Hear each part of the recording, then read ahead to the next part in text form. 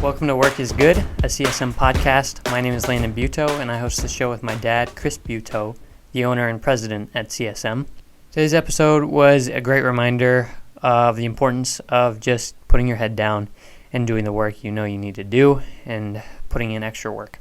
It was a conversation we had with Zach Waltier of Waltier Homes, and Zach is a builder in the area, and we really enjoyed hearing his story of how he has built his company and how so much of it was purely a product of the work he chose to put in. As a quick reminder, if you're interested in working with us at CSM to help you get a mortgage, check us out at clevelandstreet.com. And please enjoy today's episode. All right, Zach, thanks for joining us today. Thank you. We're excited to talk with you. Zach is here from Waltier Homes. Waltier Homes, did I get that right? Yeah. Not Waltier Construction? Yeah. Okay. And Zach caught my eye. He's a builder in the area, and we're excited to hear just a little bit about your career, your story, and your business. So, Zach, can you give us kind of an intro of who you are and what you're doing right now? Yeah, for sure. So I'm 28. I'm a home builder in Seattle. So I do a lot of specs, a lot of residential home building, things like that. So a lot of infill lots in Seattle. I'm taking teardowns and building, 2, 3, 4 units on them. So kind of growing that company to where it is now. I have 3 employees. I sub out a lot of my work. And just kind of looking to keep that growing, keep that moving along. So yeah, that's great. So I am very new to mortgage. What is infill?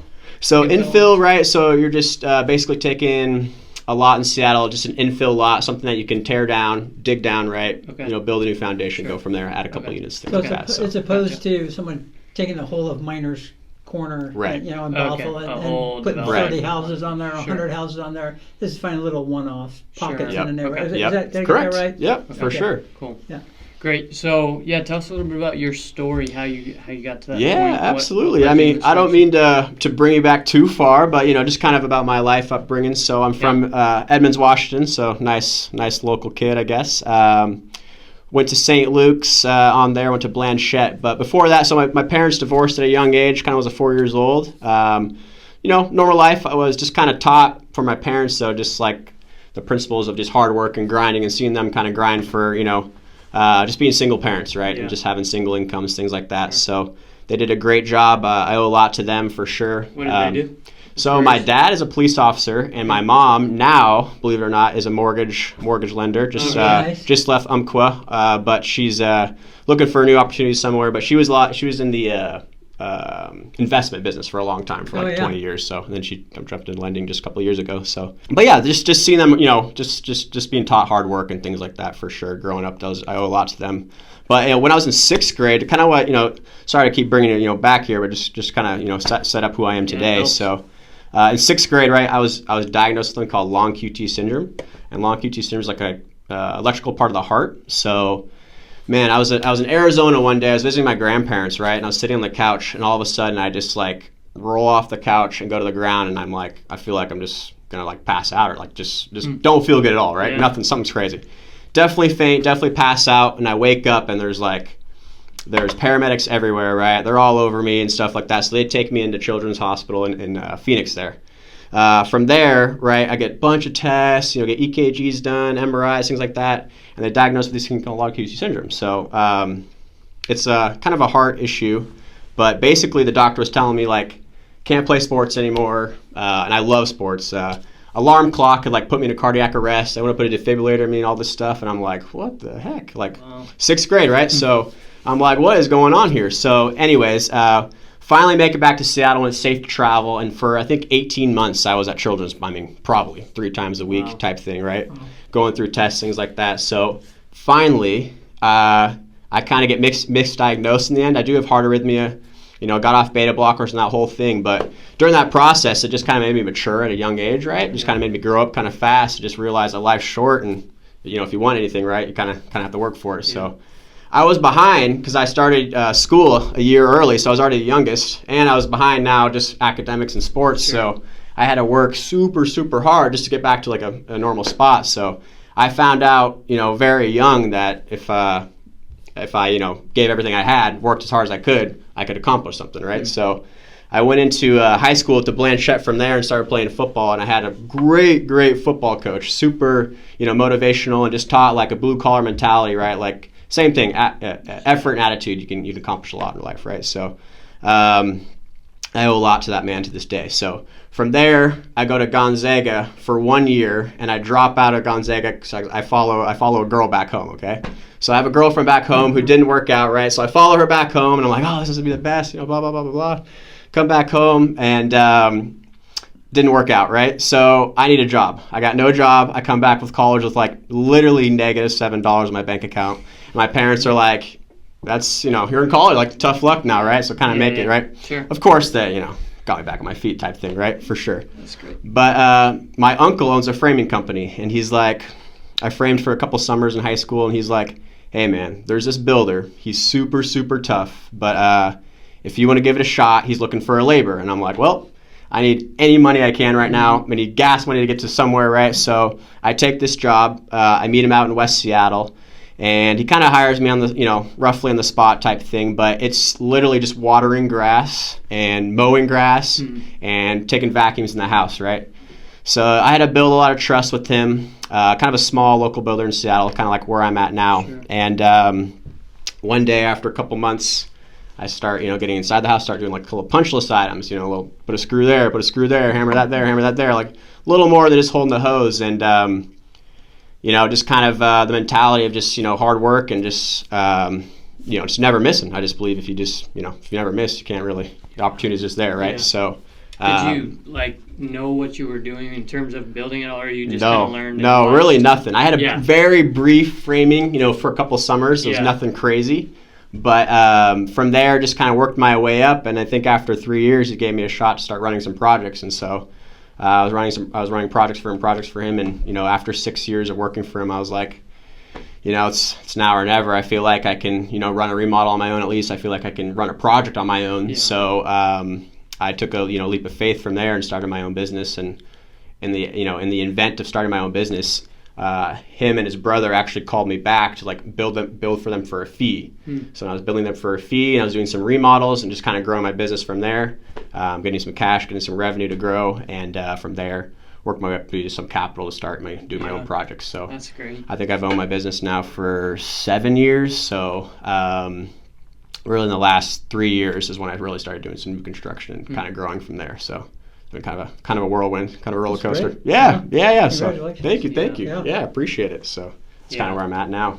Yeah, I can imagine that. I mean, it seems like a daunting task to say, okay, well, I mean, did you start to see I do want to kind of have my own business, be a builder. Right. And it seemed like that would be a daunting task to say, you got to, where do you get all this capital? No, for sure. Yeah. So, I mean, I was getting paid, I think I worked my way up from like $15 all the way up to like $40 an hour. And I remember, making $40 an hour, and I'm like, man, the biggest thing that was holding me back from starting my own company was just not having enough work, right? I'm like, I don't know how I can do this, right? Right. But I just feel like I've built enough connections just in the community of Edmonds and just like at the gym or at the grocery store, like family, things like that. And just, I'm like, you know what? I only had like $5,000, extra cash for my companies type thing to start this. And I'm like, I don't know how this is going to work out. But I lined up like 3 or 4 remodels, and I'm like, I just got to bank it on this and see where it goes. And then from there, honestly, just avenues and, things open up, connections open up, and word of mouth just kind of took the company to where it is now. So I'm very grateful. Yeah. That's really cool. Yeah. So when did you make the transition from mostly remodels to starting some construction? Yeah, great question. So starting off, I did a ton of remodels. I mean, I did maintenance work, painting, re-roofing, kitchens, bathrooms, residing houses, stuff like that for sure. Probably the first 2, maybe 2.5, 3 years, I was doing mainly remodels and a lot of fee building. So I was building for other builders. So I'd charge them a fee. They didn't want to be in Seattle every day type thing. They wanted to live in Chelan or Wenatchee or wherever, right? And so I'd build for them for a fee. And so getting that kind of monthly income to keep me growing was really, really great. So after about 3 years, I was able to start doing a lot more new construction. So that's cool. Yeah. You said you didn't have a ton of sense of when you started framing for your uncle. Yep. Or your uncle's friend. Yep. of the actual craft, right? right? So right. what does that look like over the years? Is like you get to a job and it's a quick YouTube search, or what's the learning look like? Yeah, no, another great question. So yeah, for sure, I did not know a lot about construction at all.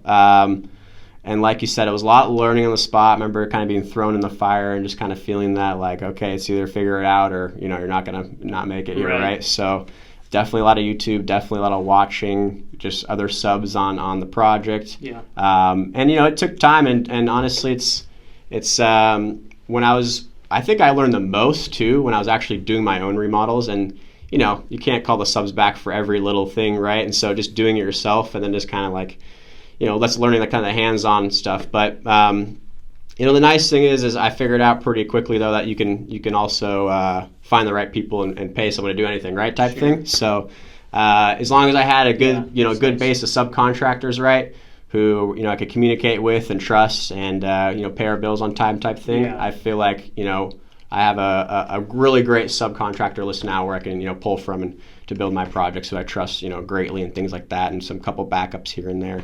But I learned quickly that you could transition from kind of hands-on to manage, project managing type thing, and so from there I just kept rolling with it. So that's great. Yeah. Cool. So do you spend most of your time swinging a hammer?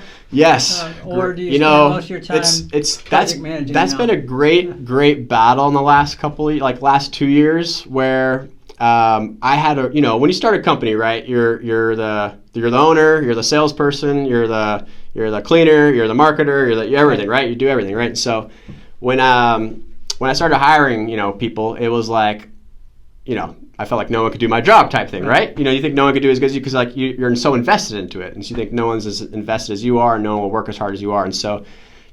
Taking that trust and not micromanaging them all the time and building them to a place where I can trust them. But I would say literally over maybe like a year, maybe 18 months where I really stopped, picking up a hammer and really stopped picking up, hard power tools, just like really get, down and dirty type thing. And I realized that my time was better used to grow the company, right? And to market and to advertise and, social media and to find more lots and to find more work and work on the schedule, right? Work on the schedule, make sure our jobs are running smoothly type things in the back end. So trust the team, let them know that they got it, just kind of come out, show my face, right? Go to the job sites and, because I neglected the office work pretty early on for sure, just being in the field all the time and working those long 10, 12-hour days back to normal days, right? Back to, the normal grind, so for sure. Yeah. Yeah, so that's been a battle. It's been fun, though. Do you miss that? Do you miss kind of being on the job more? Yeah. No, for sure. It's there's days, right, where go by and I got to realize that I'm not physically working hard because, you think I come from, a football kind of background in sports, right, and, I like to exercise and things like that, and I think that, working hard is, like working physically hard, right? But now it's like, okay, I can still work just as hard, mentally and in the office and make this, have a system in place, right? Yeah. Where I'm not doing everything, getting burnt out, and then something gets, between my, my eyes or my plan, right? Because there's just so many moving parts and pieces in all these houses, right? Yeah. So I try to be the guy in the back end now, but it's been extreme. It was extremely hard to kind of let that up and let that go from there, naturally for sure. Yeah. Yeah. Yeah, makes sense. Yeah, well, I mean that's really exciting growth. It seems like in a role in a place where you wouldn't growth is long term. It seems like it would typically take time, especially in this industry, to grow. It's been cool to hear the story. Is there anything that stands out in your mind that's been critical to that growth? Yeah, no, for sure. So I kind of mentioned before we started, one of my philosophies was just I have this thing just don't miss, right? So I call it just don't miss. So when I was playing football, we had these summer workouts. I remember if you went to there were 35 of them, right? And I'm like, I'm not gonna miss one, and so I went to 45 because there was one in the morning and one in the afternoon. I'm so I doubled up, and then when I worked for this employee, he knew I could be counted on because. I think I missed, I promise you, there's not a sick day. There's not a sick day in, my book, and a vacation. I think I missed 5 days in 6 years with him. I mean, it was kind of crazy. I'm I feel like that was a huge part of my success and was starting my own business. Yeah. You kind of give up, eating, even sleeping, and it's just like just grinding, that hard grind, just starting that business off the ground, right? And I always tell people one of my things was like I just didn't want to miss. I just didn't want to miss that opportunity, right? I feel like I put myself in a position and I didn't want to miss the opportunity that arose, right? Or arise, and it could pass you by if you're gone or something like that. So I don't know. I always had this like weird. I feel like something behind me always chasing me, where I had to, I had to be there to had to make it happen. So definitely just my philosophy, just don't missing, and then just I think you can accomplish anything with hard work and attitude for sure. That's great. Yeah, I was just hearing. I can't remember. This is a classic quote. I can't remember who it is. But innovation's easy. It's just most people don't do it because it's dressed in overall. Right. Looks like work. Right. Who's that? Do you remember? Is it Einstein? Yeah, I don't know. Yeah, opportunity. Yeah. Or Edison. Yeah, maybe so. I can't remember. Sounds right. But yeah, I mean, I asked that and kind of half expect this. Well, we developed this strategy that we did this and this and this, but. Yeah, it's just hard work. It's cool to hear. I feel like a lot of people don't want to start it because there's a fear of failure, right? For sure. I mean, I think that was one of the biggest things holding me back too, was failing, right, and falling on my face type thing. But I think when you put yourself in that position where you kind of have fight or flight, like you have no choice, right? And I'm like, there's no better time than now, right? So it's like either I do it when I'm older and I have kids, a family, and it's even harder, right? Or I do it now when I'm younger and what's the worst going to happen? I have to start over again type thing. It's like, okay, so I don't think there's any better time than now for sure. But when I, working with the builder who I worked for, kind of growing up, he was a super, super hard and demanding boss. I mean, there was no friends, there was no coming over for lunch or dinners, or there was no, it was super, super intimidating. And shoot, to this day I'm intimidated him, honestly.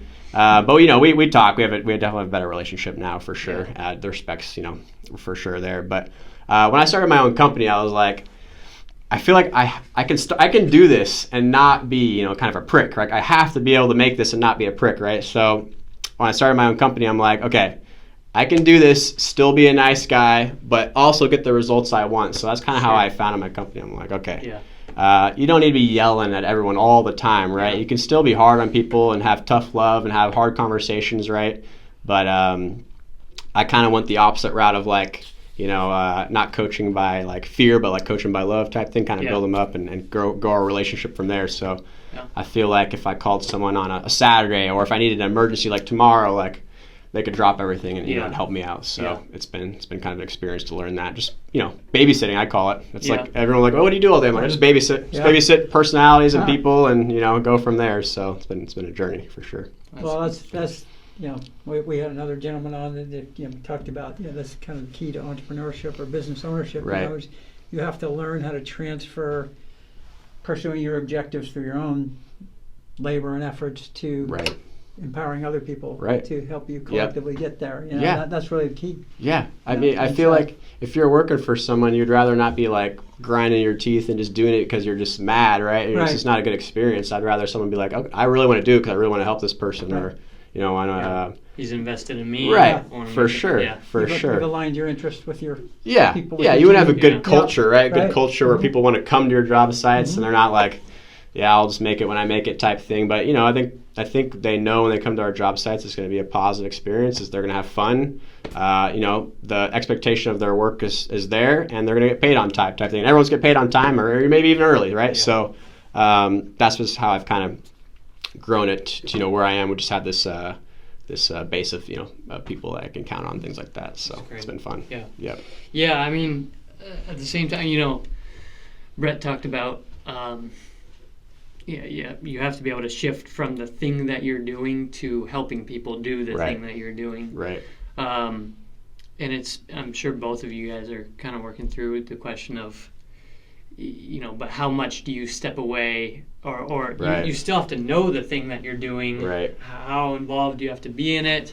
Do you follow Gary Vee at all? Oh yeah. He talks, his language for it is just you need to be at as a leader, as a manager, you need to be in the weeds, and then you need to be at the 30,000 foot level, right? But never in between, right? That time, so you need to fully understand it, right? Because you need to understand the struggles of your people and what yep. they're working through. Yep. So have you been, kind of on either end of that? Right. No, that's that's a great example. I heard one of my employees the other day. I came onto the job site, and there was like a couple of examples. They were just moving all these huge boxes. They had to move up to the rooftop, and I'm like, I'm not too good to like not help her, right? Or I'll pick up a broom and sweep the whole house while they're doing something that is a little more important. But I want a clean job site, right? So it's like, and they're busy, so I'm gonna help out here and there, right? It's just like I'm never not too good for anything in the weeds, right? Ever. And I think when employees or people see that, I think they get respect, right? I think they're like, okay, like he'll do anything. He'll still get down and dirty, and I just kind of want to remind him, like, hey, like I was here, you know what I mean? I promise you I was here, and I'm still here. There's every day maybe I'm in the weeds, you just don't see it, you know what I mean? Type thing. So I'm trying to make our lives easier here, and then for sure, obviously, the other end, right, where you're on the top and you have to make all the crucial decisions, things like that. That's the other thing I love about construction is just like there's just so many decisions throughout a day, like just so fast. Like you get a phone call and your day can be like turned like that. Like it's just like I'm like, oh wow, I was having a great day until blah blah. And it's like I have to make a decision like there, and so you just kind of have to live with it and own it and go from there. So I kind of love the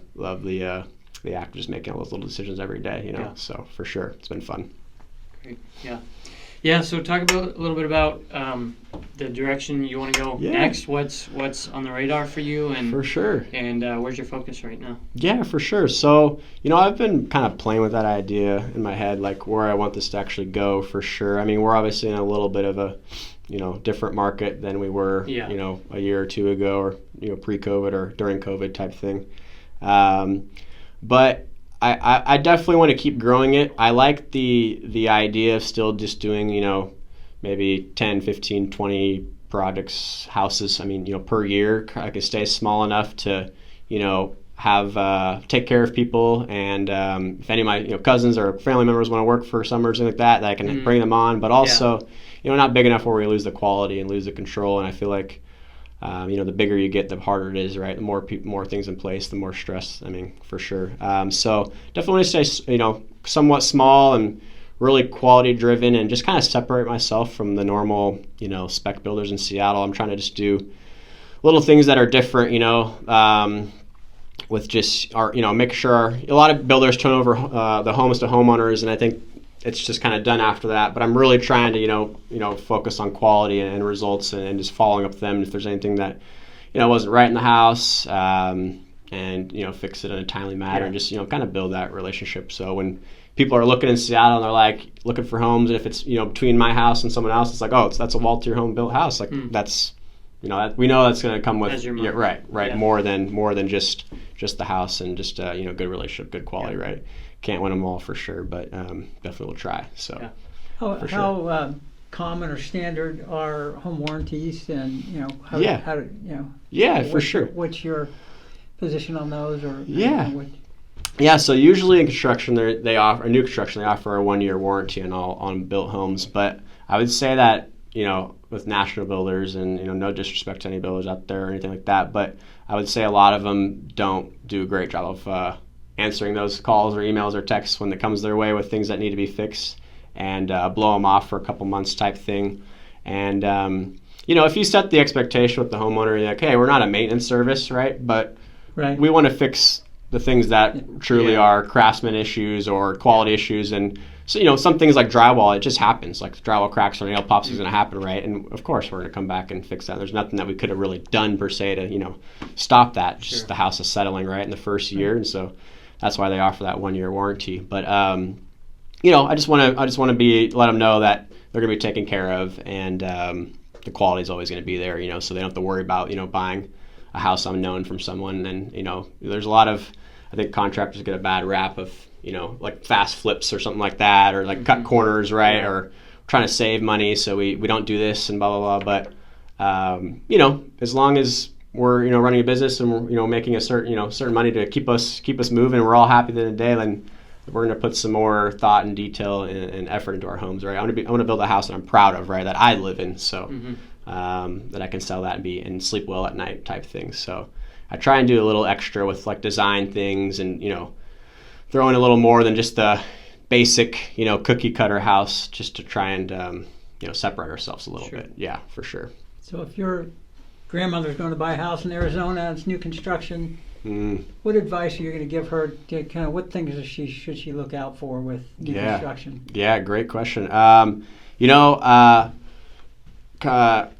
Contractors and home inspectors get a bad rap. We have a bad relationship with each other, but honestly, you should get a home inspector first and foremost. So I actually appreciate them sometimes. I'm like, I want to know what we missed. I want to learn from it, right? I want to so we can act on it and change it. So, but I would definitely look them up, give some thought process. If they're a national builder, then they're definitely going to have a system and routine in place. It's not bad, but it could just be that they may do something a little less quality than the average spec builder. But getting a home inspector and just going through that process of really looking. They may fall in love with the location and things like that, but I've just seen a lot of stories out there where things could go wrong, things like that. So just definitely don't fall for that trap so fast and do your research. You know what I mean? Go from there for sure. Sort of the trap of not getting an inspector, basically. Yeah, just kind of like, usually if you